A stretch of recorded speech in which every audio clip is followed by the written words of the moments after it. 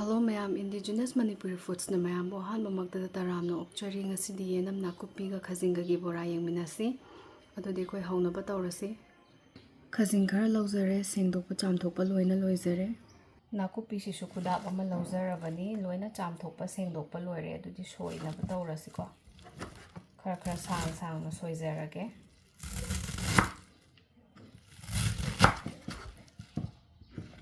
mane hekta sang no soijinjare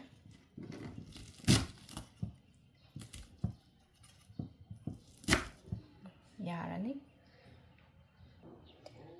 tot kadaba tengkot achobadu sum hapchilase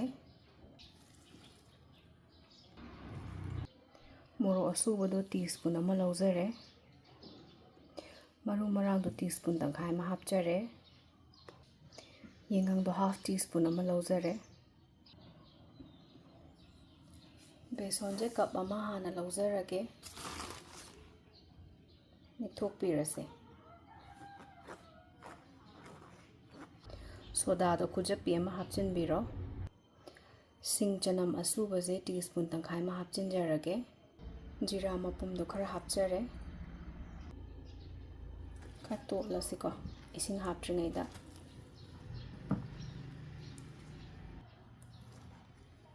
fare hojati thum hapchilase thumje namnaba changda chaibiro ko hojiti ising hapchilase ising se khara khara tawraga hapiyo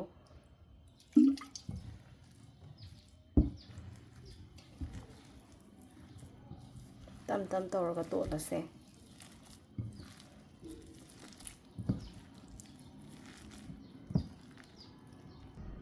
ising se khara khara tawraga sum khara hapkhisi ko yam di hapchin bigano amu khata dadi ko tam tam tawse hojiti loire ko chap chare sumaina khara chanap lawno tot piyo ko bora ge tot pase side am da thamkrase khajing sida yengang khara chaisin birase thum khara lawbiro to tot pirase ko adudi hojik thau sahanaba tawrase khang sare thau haijilase ko oknaba changda sum lawbiro thau sahalingai da sumaina setup ama tawbiro ko sida ising afaba ma hapiro aduga khubak se chotpiro aduga ngasagi bora thitpado khara lawbiro ko khubak sida sembiro sumaina any shape am pibiro mayamna apamba ma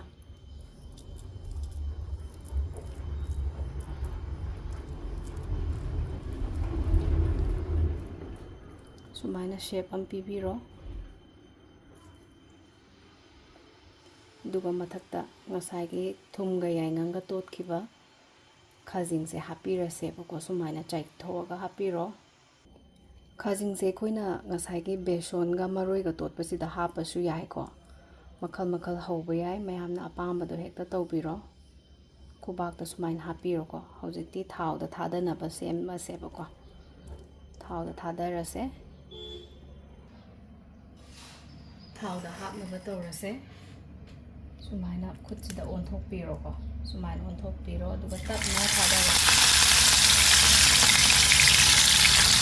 hojiti khajing je machu phajana ngangsila e bora se onthok pirase mai se medium da tawbiyo yam kana high da su thambi da no natradi manung muloi sumai tawraga mathang mathang hapase ko bora hapam dai khudingi khud ani ma ising khar chot hanbiro masagi process to chap manana tawbiro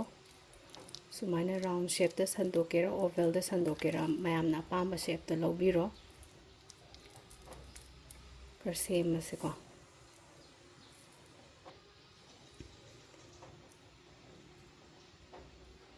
khajing se yaringai amagi mathakta ama lonsin na hanbigano na taragadi horen bora tawba kanda kelakani bako sumaina khara namsin biro sumaina khoina onthoga maningi side se jo khajing hapke di kaishu kaide ko hapa yai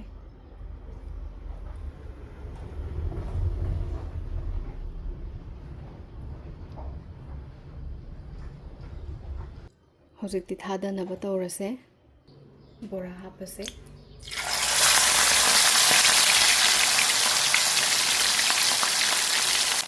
ꯕꯣꯔꯥꯁꯦ ꯑꯣꯟꯊꯣꯛꯑꯁꯦ ꯕꯣꯔꯥꯁꯦ ꯃꯨꯜꯂꯦ ꯂꯧꯈꯠꯆꯔꯒꯦ ꯊꯥꯎꯁꯦ ꯐꯖꯅ ꯆꯤꯊꯣꯛꯄꯤꯔꯝꯃꯣ ꯃꯊꯪ ꯑꯃꯃꯨꯛ ꯍꯥꯞꯆꯤꯜꯂꯁꯦ ꯕꯣꯔꯥꯁꯦ ꯍꯥꯞꯄ ꯃꯇꯝꯗ ꯈꯨꯠꯇꯣ ꯊꯥꯎꯗ ꯂꯨꯞꯈꯤꯗꯅꯕ ꯈꯔ ꯆꯦꯛꯁꯤꯟꯕꯤꯌꯨꯀꯣ ꯑꯁꯤꯗꯤ ꯕꯣꯔꯥ ꯍꯥꯞꯄꯗꯣ ꯈꯔ ꯆꯦꯛꯁꯤꯟꯗ꯭ꯔꯗꯤ ꯈꯨꯠ ꯁꯣꯛꯀꯅꯤ ꯂꯧꯈꯠꯂꯁꯦ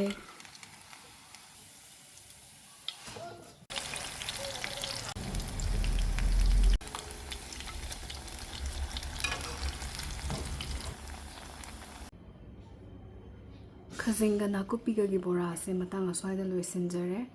ꯃꯌꯥꯝꯁꯨ ꯁꯣꯏꯗꯅ ꯇ꯭ꯔꯥꯏ ꯇꯧꯔꯒ ꯌꯦꯡꯕꯤꯌꯣ ꯑꯗꯨꯒ ꯆꯦꯅꯦꯜ ꯑꯁꯤꯕꯨ ꯂꯥꯏꯛ ꯀꯃꯦꯟ ꯁꯕꯁꯀ꯭ꯔꯥꯏꯕ ꯇꯧꯕ ꯀꯥꯎꯕꯤꯒꯅꯨ ꯃꯊꯪꯒꯤ ꯕ꯭ꯂꯣꯒꯇ ꯑꯃꯨꯛ ꯎꯅꯔꯁꯦ ꯈꯨꯔꯨꯝꯖꯔꯤ ꯃꯌꯥꯝ